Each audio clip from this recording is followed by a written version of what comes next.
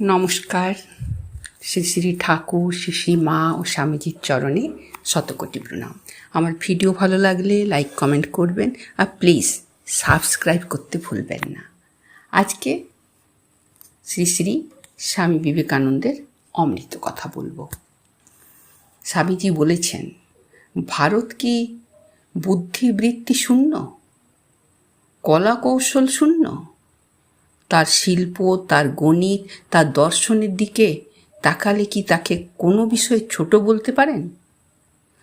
কেবল এইটুকু প্রয়োজন যে তাকে মোহনিদ্রা থেকে শত শত শতাব্দীর দীর্ঘ নিদ্রা থেকে জাগ করতে হবে, তাকে জাগতে হবে এবং পৃথিবীর সব জাতির মধ্যে তাকে তার প্রকৃত স্থান গ্রহণ করতে হবে।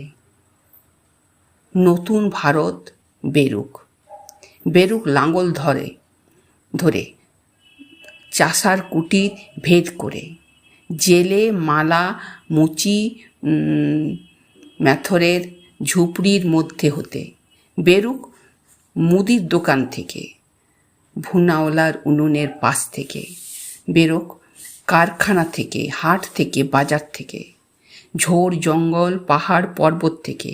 এরা সহস্র সহস্র বৎসর অত্যাচার সয়েছে, নীরবে সয়েছে, তাতে পেয়েছে অপূর্ব সহিষ্ণুতা।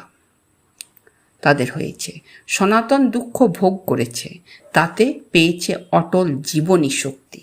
এরা এক মুঠো ছাতু খেয়ে দুনিয়া উল্টে দিতে পারবে। আধখানা রুটি পেলে ত্রৈলোক্য এদের তেজ ধরবে না।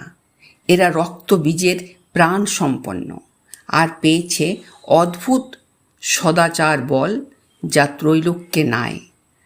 এত শান্তি, এত প্রীতি, এত ভালোবাসা, এত মুখটি চুপ করে দিনরাত খাটা, কার্যকালে সিংহের বিক্রম, অতীতের কঙ্কাল জয়, এই সামনে তোমরা উত্তরাধিকারী ভবিষ্যৎ ভারত। ধন্যবাদ।